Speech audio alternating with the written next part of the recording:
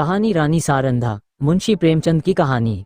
अंधेरी रात के सन्नाटे में धसान नदी चट्टानों से टकराती हुई ऐसी सुहावनी मालूम होती थी जैसे घुमूर घुमूर करती हुई चक्कियां। नदी के दाहिने तट पर एक टीला है, उस पर एक पुराना दुर्ग बना हुआ है जिसको जंगली वृक्षों ने घेर रखा है। टीले के पूर्व की ओर छोटा सा गांव है। ये गढ़ी और गांव दोनों एक बुंदेला सरकार के कीर्ति चिन्ह है। शताब्दियां व्यतीत हो गई, बुंदेलखंड में कितने ही राज्यों का उदय और अस्त हुआ, मुसलमान आए और बुंदेला राजा उठे और गिरे। कोई गांव कोई इलाका ऐसा न था जो इन दुरवस्थाओं से पीड़ित न हो, मगर इस दुर्ग पर किसी शत्रु की विजय पताका न लहराई और इस गांव में किसी विद्रोह का भी पदार्पण न हुआ। यह उसका सौभाग्य था। अनिरुद्ध सिंह वीर राजपूत था। वह जमाना ही ऐसा था जब मनुष्य मात्र को अपने बाहुबल और पराक्रम ही का भरोसा था। एक ओर मुसलमान सेनाएं पैर जमाए खड़ी रहती थी, दूसरी ओर बलवान राजा अपने निर्बल भाइयों का गला घोंटने पर तत्पर रहते थे। अनिरुद्ध सिंह के पास सवारों और पियादों का एक छोटा सा मगर सजीव दल था। इससे वह अपने कुल और मर्यादा की रक्षा किया करता था। उसे कभी चैन से बैठना नसीब न होता था। 3 वर्ष पहले उसका विवाह शीतला देवी से हुआ था, मगर अनिरुद्ध विहार के दिन और विलास की रातें पहाड़ों में काटता था और शीतला उसकी जान की खैर मनाने में। वह कितनी बार पति से अनुरोध कर चुकी थी, कितनी बार उसके पैरों पर गिरकर रोई थी कि तुम मेरी आंखों से दूर न हो, मुझे हरिद्वार ले चलो, मुझे तुम्हारे साथ वनवास अच्छा है, यह वियोग अब नहीं सहा जाता। उसने प्यार से कहा, जिद से कहा, विनय की, मगर अनिरुद्ध बुंदेला था। शीतला अपने किसी हथियार से उसे परास्त न कर सकी। अंधेरी रात थी, सारी दुनिया सोती थी, तारे आकाश में जागते थे। शीतला देवी पलंग पर पड़ी करवटें बदल रही थी और उसकी नंद सारंधा फर्श पर बैठी मधुर स्वर से गाती थी। बिनु रघुवीर कटत नहीं रैन। शीतला ने कहा, जी न जलाओ, क्या तुम्हें भी नींद नहीं आती? सारंधा, तुम्हें लोरी सुना रही हूँ। शीतला, मेरी आंखों से तो नींद लोप हो गई। सारंधा, किसी को ढूंढने गई होगी। इतने में द्वार खुला और एक गटे हुए बदन के रूपवान पुरुष ने भीतर प्रवेश किया। वह अनिरुद्ध था। उसके कपड़े भीगे हुए थे और बदन पर कोई हथियार न था। शीतला चारपाई से उतरकर जमीन पर बैठ गई। सारंधा ने पूछा, भैया ये कपड़े भीगे क्यों हैं? अनिरुद्ध, नदी तैर कर आया हूँ। सारंधा, हथियार क्या हुए? अनिरुद्ध, छिन गए सारंधा और साथ के आदमी। अनिरुद्ध, सबने वीर गति पाई। शीतला ने दबी जबान से कहा, ईश्वर ने ही कुशल किया। मगर सारंधा के तीवरों पर बल पड़ गए और मुखमंडल गर्व से सतेज हो गया। बोली, भैया तुमने कुल की मर्यादा खो दी, ऐसा कभी न हुआ था। सारंधा भाई पर जान देती थी। उसके मुंह से यह धिक्कार सुनकर अनिरुद्ध लज्जा और खेद से विकल हो गया। वह वीराग्नि जिसे क्षण भर के लिए अनुराग ने दबा लिया था फिर ज्वलंत हो गई। वह उल्टे पांव लौटा और यह कहकर बाहर चला गया कि सारंधा, तुमने मुझे सदैव के लिए सचेत कर दिया, ये बात मुझे कभी न भूलेगी। अंधेरी रात थी। आकाश मंडल में तारों का प्रकाश बहुत धुंधला था। अनिरुद्ध किले से बाहर निकला, पल भर में नदी के उस पार जा पहुंचा और फिर अंधकार में लुप्त हो गया। शीतला उसके पीछे पीछे किले की दीवारों तक आई, मगर जब अनिरुद्ध छलांग मारकर बाहर कूद पड़ा तो वह विरहिनी चट्टान पर बैठकर रोने लगी। इतने में सारंधा भी वहीं आ पहुंची। शीतला ने नागिन की तरह बल खाकर कहा, मर्यादा इतनी प्यारी है? सारंधा, हाँ। शीतला, अपना पति होता तो हृदय में छिपा लेती। सारंधा, ना छाती में छुरा चुभा देती। शीतला ने ऐंठकर कहा, चोली में छिपाती फिरोगी, मेरी बात गिरह में बांध लो। सारंधा, जिस दिन ऐसा होगा मैं भी अपना वचन पूरा कर दिखाऊंगी। इस घटना के 3 महीने पीछे अनिरुद्ध महरौनी को जीत करके लौटा और साल भर पीछे सारंधा का विवाह ओरछा के राजा चंपतराय से हो गया, मगर उस दिन की बातें दोनों महिलाओं के हृदय स्थल में कांटे की तरह खटकती रहीं। राजा चंपतराय बड़े प्रतिभाशाली पुरुष थे। सारी बुंदेला जाति उनके नाम पर जान देती थी और उनके प्रभुत्व को मानती थी। गद्दी पर बैठते ही उन्होंने मुगल बादशाहों को कर देना बंद कर दिया और वे अपने बाहुबल से राज्य विस्तार करने लगे। मुसलमानों की सेनाएं बार बार उन पर हमले करती थी पर हार कर लौट जाती थीं। यही समय था कि जब अनिरुद्ध ने सारंधा का चंपतराय से विवाह कर दिया। सारंधा ने मुहमांगी मुराद पाई। उसकी यह अभिलाषा कि मेरा पति बुंदेला जाति का कुल तिलक हो पूरी हुई। यद्यपि राजा के रनिवास में 5 रनियां थीं, मगर उन्हें शीघ्र ही मालूम हो गया कि वह देवी जो हृदय में मेरी पूजा करती है सारंधा है। परंतु कुछ ऐसी घटनाएं हुई कि चंपतराय को मुगल बादशाह का आश्रित होना पड़ा। वे अपना राज्य अपने भाई पहाड़ सिंह को सौंपकर दिल्ली चले गए। ये शाहजहां के शासनकाल का अंतिम भाग था। शाहजादा दारा शिकोह राजकीय कार्यों को संभालते थे। युवराज की आंखों में शील था और चित्त में उदारता। उन्होंने चंपतराय की वीरता की कथाएं सुनी थी, इसलिए उनका बहुत आदर सम्मान किया और कालपी की बहुमूल्य जागीर उनको भेंट की, जिसकी आमदनी 9 लाख थी। ये पहला अवसर था कि चंपतराय को आए दिन के लड़ाई झगड़े से निवृत्ति मिली और उसके साथ ही भोग विलास का प्राबल्य हुआ। रात दिन आमोद प्रमोद की चर्चा रहने लगी। राजा विलास में डूबे, रानियां जड़ाओं गहनों पर रीझी, मगर सारंधा इन दिनों बहुत उदास और संकुचित रहती। वो इन रहस्यों से दूर दूर रहती। ये नृत्य और गान की सभाएं उसे सूनी प्रतीत होती। एक दिन चंपतराय ने सारंधा से कहा, सारन तुम उदास क्यों रहती हो? मैं तुम्हें कभी हंसते नहीं देखता, क्या मुझसे नाराज हो?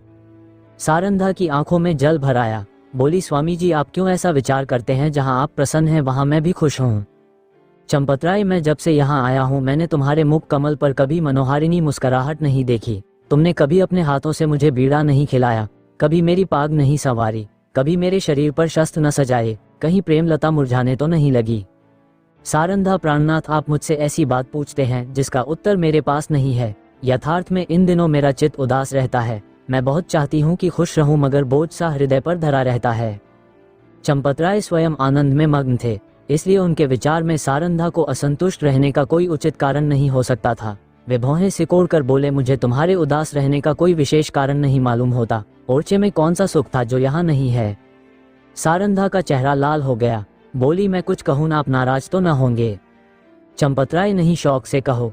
सारंधा, ओरछे में मैं एक राजा की रानी थी, यहाँ मैं एक जागीरदार की चेरी हूँ। ओरछे में वह थी जो अवध में कौशल्या थी, यहाँ मैं बादशाह के एक सेवक की स्त्री हूँ। जिस बादशाह के सामने आज आप आदर से सिर झुकाते हैं वह कल आपके नाम से कांपता था। रानी से चेरी होकर भी प्रसन्नचित होना मेरे वश में नहीं है। आपने ये पद और ये विलास की सामग्रियां बड़े महंगे दामों मोल ली हैं।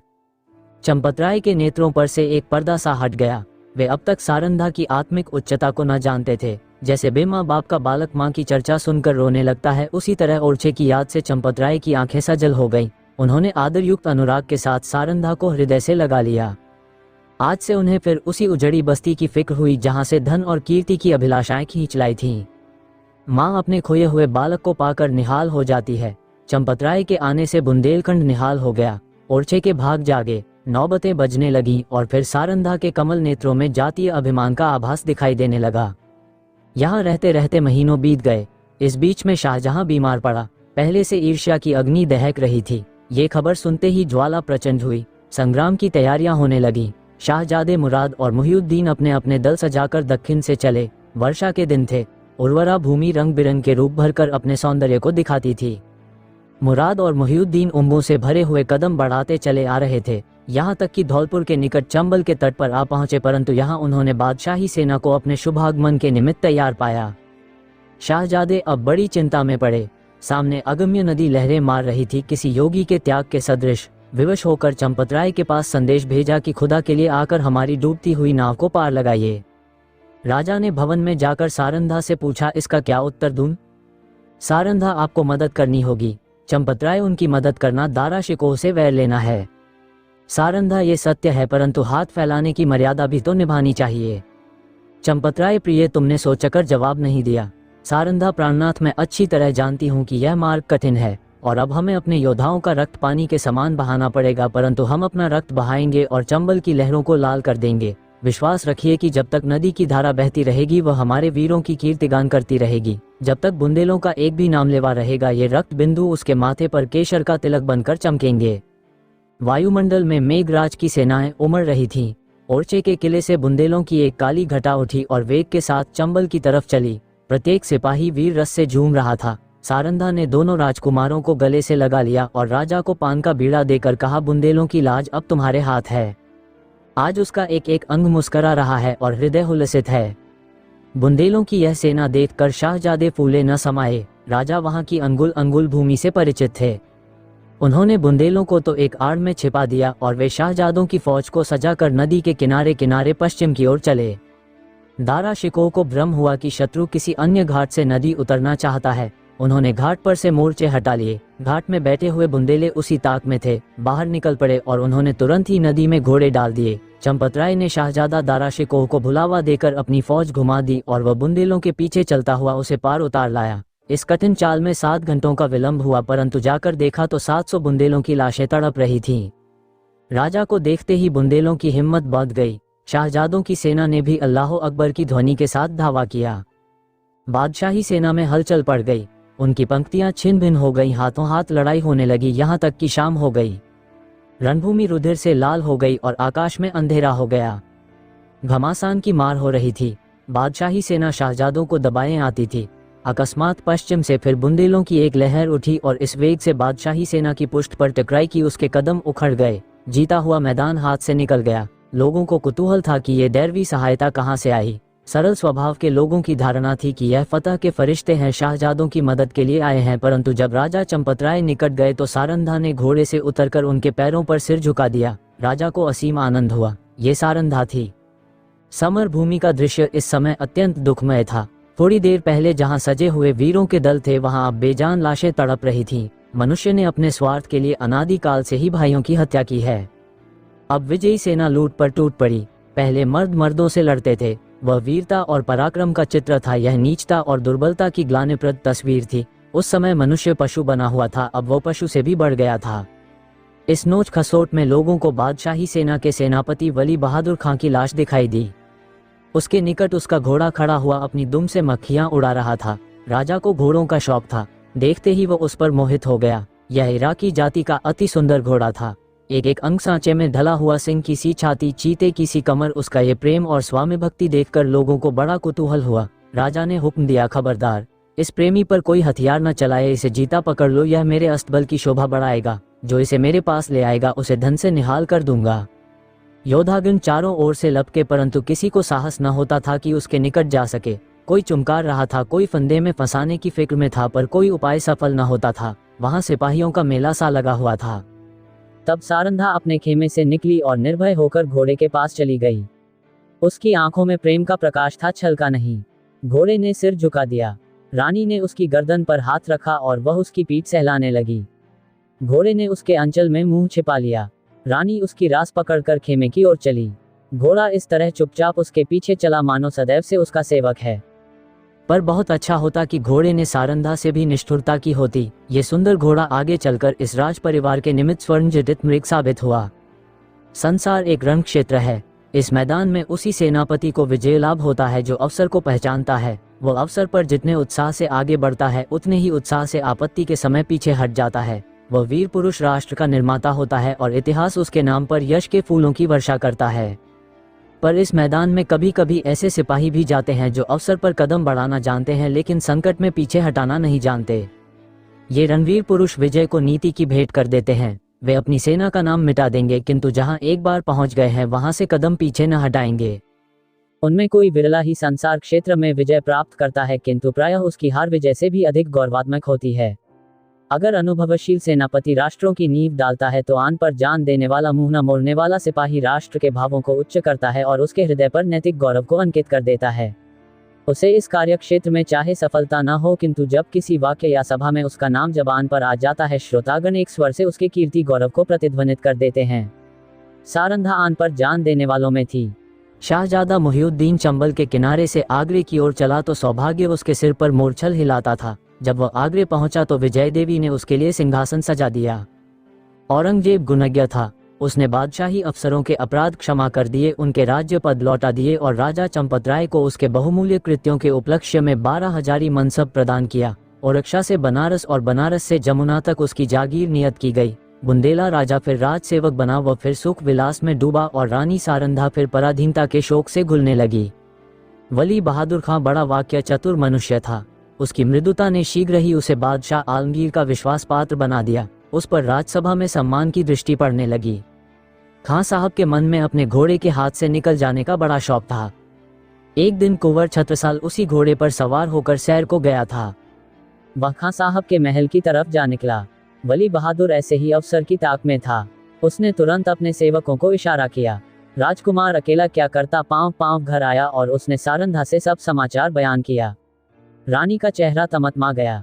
बोली, मुझे इसका शौक नहीं कि घोड़ा हाथ से गया, शौक इसका है कि तू उसे खोकर जीता क्यों लौटा। क्या तेरे शरीर में बुंदेलों का रक्त नहीं है? घोड़ा न मिलता न सही, किंतु तुझे दिखा देना चाहिए था कि एक बुंदेला बालक से उसका घोड़ा छीन लेना हंसी नहीं है।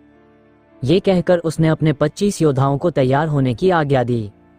स्वयं अस्त्र धारण किए और योद्धाओं के साथ वली बहादुर खां के निवास स्थान पर जा पहुंची। खां साहब उसी घोड़े पर सवार होकर दरबार चले गए थे। सारंधा दरबार की तरफ चली और एक क्षण में किसी वेगवती नदी के सदृश बादशाही दरबार के सामने जा पहुंची। यह कैफियत देखते ही दरबार में हलचल मच गई। अधिकारी वर्ग इधर उधर से आकर जमा हो गए। आलमगीर भी सहन में निकल आए। लोग अपनी अपनी तलवारें संभालने लगे और चारों तरफ शोर मच गया। कितने ही नेत्रों ने इसी दरबार में अमर सिंह की तलवार की चमक देखी थी। उन्हें वही घटना फिर याद आ गई। सारंधा ने उच्च स्वर से कहा, खां साहब, बड़ी लज्जा की बात है, आपने वही वीरता जो चंबल के तट पर दिखानी चाहिए थी आज एक अबोध बालक के सम्मुख दिखाई है। क्या यह उचित था कि आप उससे घोड़ा छीन लेते?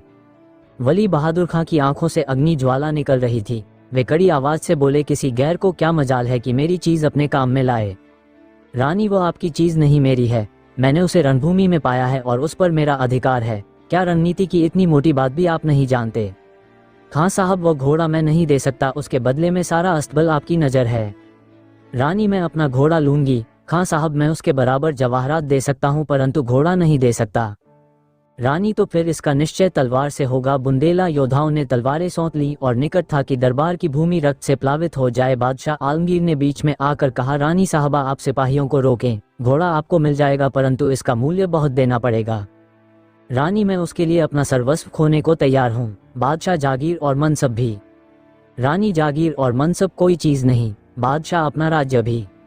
रानी, हाँ, राज्य भी। बादशाह, एक घोड़े के लिए रानी नहीं, उस पदार्थ के लिए जो संसार में सबसे अधिक मूल्यवान है। बादशाह, वह क्या है? रानी, अपनी आन।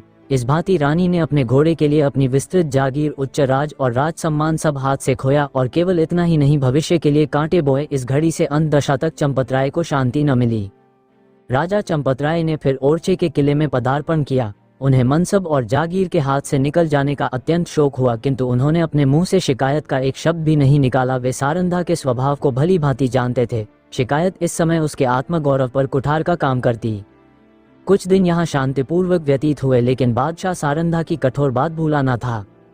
वह क्षमा करना जानता ही न था। ज्यों ही भाइयों की ओर से निश्चिंत हुआ, उसने एक बड़ी सेना चंपतराय का गर्व चूर्ण करने के लिए भेजी और 22 अनुभवशील सरदार इस मुहिम पर नियुक्त किए।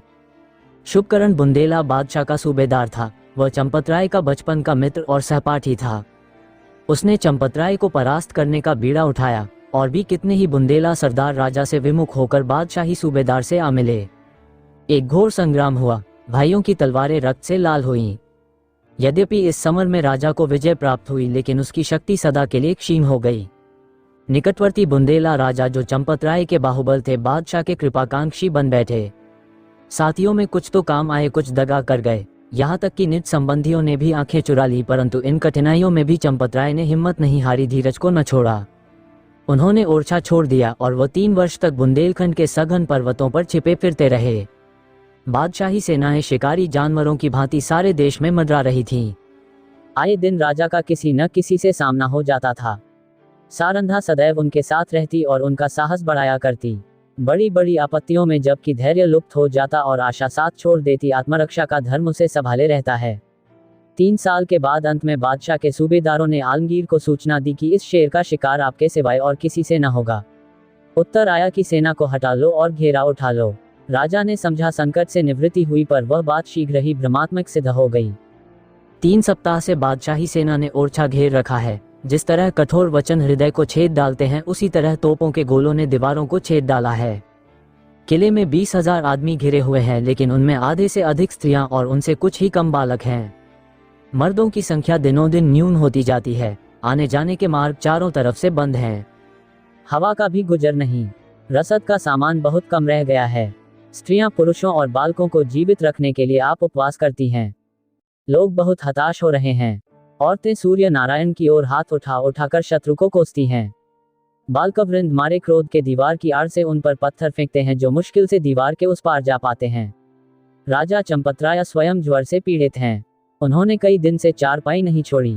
उन्हें देखकर लोगों को कुछ ढाढस होता था लेकिन उनकी बीमारी से सारे किले में नैराश्य छाया हुआ है।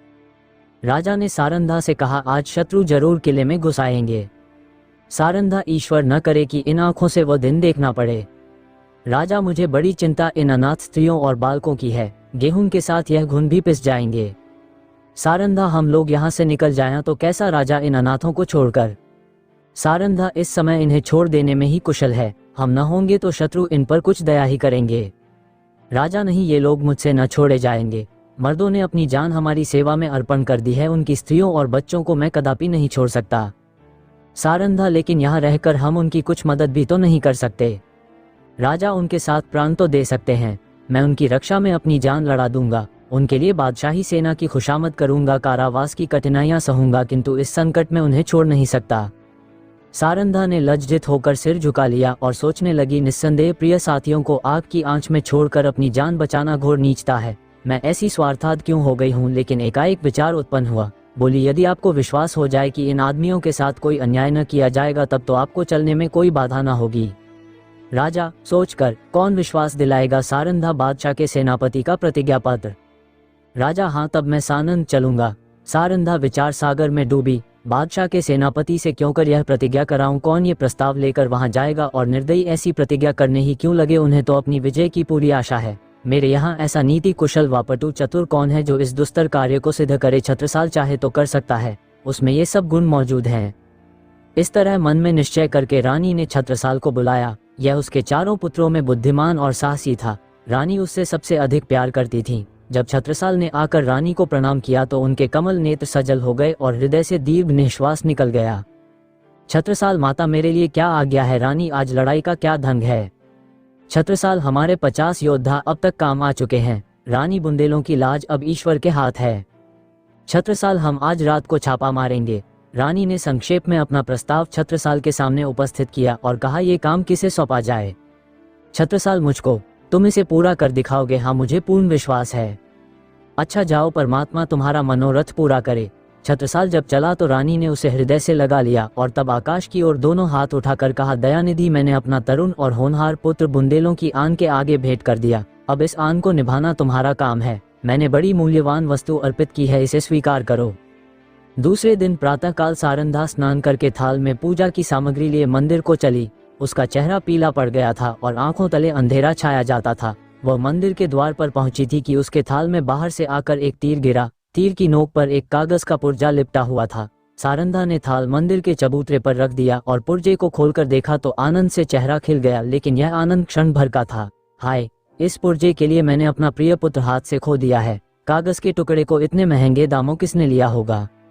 मंदिर से लौटकर सारंधा राजा चंपतराय के पास गई और बोली, प्राणनाथ, आपने जो वचन दिया था उसे पूरा कीजिए। राजा ने चौंक कर पूछा, तुमने अपना वादा पूरा कर दिया। रानी ने वह प्रतिज्ञा पत्र राजा को दे दिया। चंपतराय ने उसे गौर से देखा, फिर बोले, अब मैं चलूंगा और ईश्वर ने चाहा तो एक बार फिर शत्रुओं की खबर लूंगा। लेकिन सारंग, सच बताओ, इस पत्र के लिए क्या देना पड़ा है। रानी ने कुंठित स्वर से कहा, बहुत कुछ। राजा, सुनून रानी, एक जवान पुत्र। राजा को बाण सा लग गया। पूछा, कौन। इंद्राय रानी नहीं। राजा, रतनसाह रानी नहीं। राजा, छत्रसाल रानी हाँ। जैसे कोई पक्षी गोली खाकर परों को फड़फड़ाता है और तब बेदम होकर गिर पड़ता है, उसी भांति चंपतराय पलंग से उछले और फिर अचेत होकर गिर पड़े। छत्रसाल उनका परम प्रिय पुत्र था। उनके भविष्य की सारी कामनाएं उसी पर अवलंबित थीं। जब चेत हुआ तब बोले, सारन, तुमने बुरा किया। अंधेरी रात थी। रानी सारंधा घोड़े पर सवार चंपतराय को पालकी में बैठाए किले के गुप्त मार्ग से निकली जाती थी। आज से बहुत काल पहले एक दिन ऐसी ही अंधेरी दुखमयी रात्रि थी। तब सारंधा ने शीतला देवी को कुछ कठोर वचन कहे थे। शीतला देवी ने उस समय जो भविष्यवाणी की थी वह आज पूरी हुई। क्या सारंधा ने उसका जो उत्तर दिया था वह भी पूरा होकर रहेगा। मध्याह्न था। सूर्य नारायण सिर पर आकर अग्नि की वर्षा कर रहे थे। शरीर को झुलसाने वाली प्रचंड प्रखर वायु वन और पर्वत में आग लगाती फिरती थी। ऐसा विदित होता था मानो अग्निदेव की समस्त सेना गरजती हुई चली आ रही है। गगनमंडल इस भय से कांप रहा था। रानी सारंधा घोड़े पर सवार चंपतराय को लिए पश्चिम की तरफ चली जाती थी।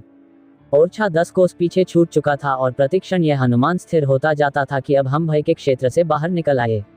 राजा पालकी में अचेत पड़े हुए थे और कहार पसीने में सराबोर थे। पालकी के पीछे 5 सवार घोड़ा बढ़ाए चले आते थे। प्यास के मारे सबका बुरा हाल था। तालू सूखा जाता था। किसी वृक्ष की छांव और कुएं की तलाश में आंखें चारों ओर दौड़ रही थीं। अचानक सारंधा ने पीछे की तरफ फिरकर देखा तो उसे सवारों का एक दल आता हुआ दिखाई दिया। उसका माथा ठनका कि अब कुशल नहीं है, ये लोग अवश्य हमारे शत्रु हैं। फिर विचार हुआ कि शायद मेरे राजकुमार अपने आदमियों को लिए हमारी सहायता को आ रहे हैं। नैराश्य में भी आशा साथ नहीं छोड़ती। कई मिनट तक वह इसी आशा और भय की अवस्था में रही, यहाँ तक कि वह दल निकट आ गया और सिपाहियों के वस्त्र साफ नजर आने लगे। रानी ने एक ठंडी सांस ली। उसका शरीर तृणवत कांपने लगा। ये बादशाही सेना के लोग थे। सारंधा ने कहारों से कहा, डोली रोक लो। बुंदेला सिपाहियों ने भी तलवारें खींच लीं। राजा की अवस्था बहुत शोचनीय थी, किंतु जैसे दबी हुई आग हवा लगते ही प्रदीप्त हो जाती है, उसी प्रकार इस संकट का ज्ञान होते ही उनके जर्जर शरीर में वीरात्मा चमक उठी। वे पालकी का पर्दा उठाकर बाहर निकल आए, धनुष बाण हाथ में ले लिया, किंतु वह धनुष जो उनके हाथ में इंद्र का वज्र बन जाता था, इस समय जरा भी न झुका। सिर में चक्कर आया, पैर थर्राए और वे धरती पर गिर पड़े। भावी अमंगल की सूचना मिल गई। उस पंखरहित पक्षी के सदृश जो सांप को अपनी तरफ आते देखकर ऊपर को उचकता और फिर गिर पड़ता है, राजा चंपतराय फिर संभल उठे और फिर गिर पड़े। सारंधा ने उन्हें संभाल कर बैठाया और रोकर बोलने की चेष्टा की, परंतु मुंह से केवल इतना निकला, प्राणनाथ। इसके आगे मुंह से एक शब्द भी न निकल सका। आन पर मरने वाली सारंधा इस समय साधारण स्त्रियों की भांति शक्तिहीन हो गई, लेकिन एक अंश तक यह निर्बलता स्त्री जाति की शोभा है। चंपतराय बोले, सारन देखो, हमारा एक वीर जमीन पर गिरा। शोक, जिस आपत्ति से यावज्जीवन डरता रहा, उसने इस अंतिम समय में आ घेरा। मेरी आंखों के सामने शत्रु तुम्हारे कोमल शरीर में हाथ लगाएंगे और मैं जगह से हिल भी न सकूंगा।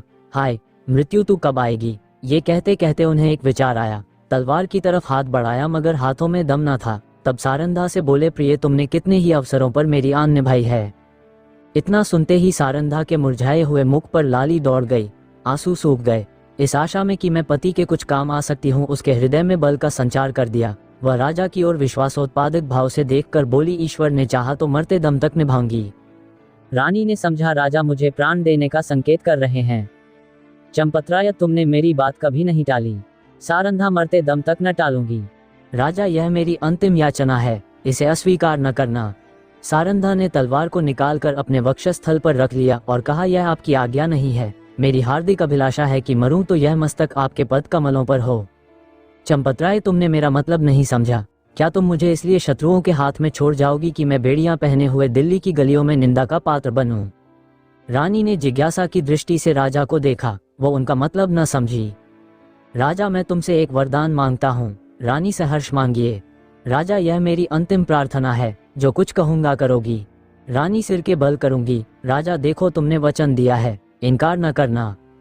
रानी कांप कर, आपके कहने की देर है। राजा, अपनी तलवार मेरी छाती में चुभा दो। रानी के हृदय पर वज्रपात सा हो गया। बोली, जीवननाथ। इसके आगे वह और कुछ न बोल सकी। आंखों में नैराश्य छा गया। राजा, मैं बेड़ियां पहनने के लिए जीवित रहना नहीं चाहता। रानी, मुझसे ये कैसे होगा? पांचवां और अंतिम सिपाही धरती पर गिरा। राजा ने झुंझला कर कहा, इसी जीवन पर आन निभाने का गर्व था। बादशाह के सिपाही राजा की तरफ लपके। राजा ने नैराश्यपूर्ण भाव से रानी की ओर देखा। रानी क्षण भर अनिश्चित रूप से खड़ी रही, लेकिन संकट में हमारी निश्चयात्मक शक्ति बलवान हो जाती है। निकट था कि सिपाही लोग राजा को पकड़ लें कि सारंधा ने दामिनी की भांति लपक कर तलवार राजा के हृदय में चुभा दी। प्रेम की नाव प्रेम के सागर में डूब गई। राजा के हृदय से रुधिर की धारा निकल रही थी, पर चेहरे पर शांति छाई हुई थी। कैसा हृदय है! वह स्त्री जो अपने पति पर प्राण देती थी, आज उसकी प्राणघातिका है। जिस हृदय से आलिंगित होकर उसने यौवन सुख लूटा, जो हृदय उसकी अभिलाषाओं का केंद्र था, जो हृदय उसके अभिमान का पोषक था, उसी हृदय को सारंधा की तलवार छेद रही है। किसी स्त्री की तलवार से ऐसा काम हुआ है? आत्माभिमान का कैसा विषादमय अंत है! उदयपुर और मारवाड़ के इतिहास में भी आत्मगौरव की ऐसी घटनाएं नहीं मिलती। बादशाही सिपाही सारंधा का ये साहस और धैर्य देखकर दंग रह गए। सरदार ने आगे बढ़कर कहा, रानी साहिबा, खुदा गवाह है, हम सब आपके गुलाम हैं। आपका जो हुक्म हो उसे बस सरोचष्म बजा लाएंगे। सारंधा ने कहा, अगर हमारे पुत्रों में से कोई जीवित हो तो ये दोनों लाशें उसे सौंप देना। ये कहकर उसने वही तलवार अपने हृदय में चुभा ली। जब वह अचेत होकर धरती पर गिरी तो उसका सिर राजा चंपतराय की छाती पर था।